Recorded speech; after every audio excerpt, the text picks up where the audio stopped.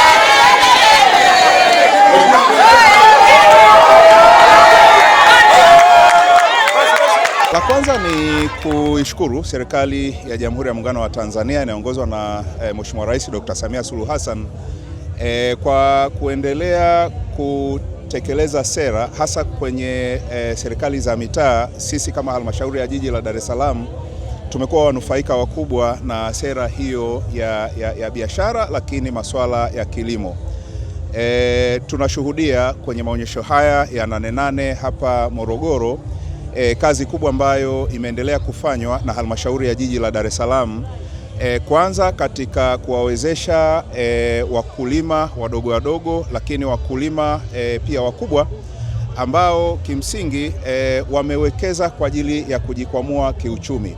Eneo hili sisi ni muhimu sana kama halmashauri ya jiji la Dar es Salaam, kwa sababu moja ya wajibu ni kuweka mazingira wezeshi kwa wafanyabiashara moja, lakini la pili kwa wakulima. Kilimo chetu sisi mjini ni kilimo wanasema ni small scale, kwa maana ya domestic. Tunafuga kidogo, tunapata mazao makubwa. Tunalima kidogo, tunapata mazao makubwa.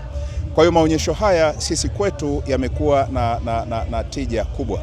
Jukumu letu kama halmashauri ya jiji la Dar es Salaam ni kutambua kauli mbiu ya maonyesho ya mwaka huu ya 2026 ni kutambua soko ili kuweza kuongeza tija ya mazao na shughuli mbalimbali zinazotokana na kilimo, ili kutekeleza dira ya maendeleo ya 2050.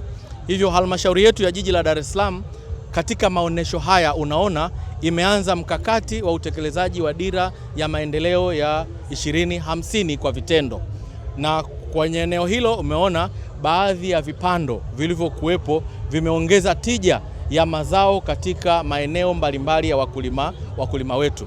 Lakini pia leo hii mnaweza mkaona kwenye haya maonyesho watu wetu kutoka maeneo mbalimbali ya halmashauri ya jiji la Dar es Salaam walivyoweza kuonyesha bidhaa zao, sambamba na kuwepo wa drone ambayo imeonyesha inavyoweza kufanya kazi ya kumwaga dawa kwa muda mfupi. Drone ile inatumia teknolojia.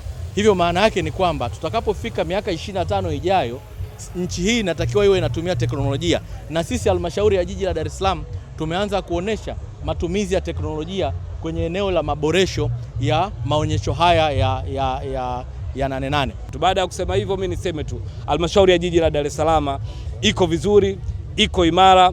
Wananchi wawe na imani na Mheshimiwa Rais, wawe na imani na serikali ya awamu ya 6, lakini wawe na imani na sisi viongozi wa halmashauri ya jiji la Dar es Salaam, tukiongozwa na DC wetu yuko kwa niaba ya watumishi, mkurugenzi, na mimi kwa niaba ya wananchi na madiwani ambao tunaiongoza na kuisimamia halmashauri.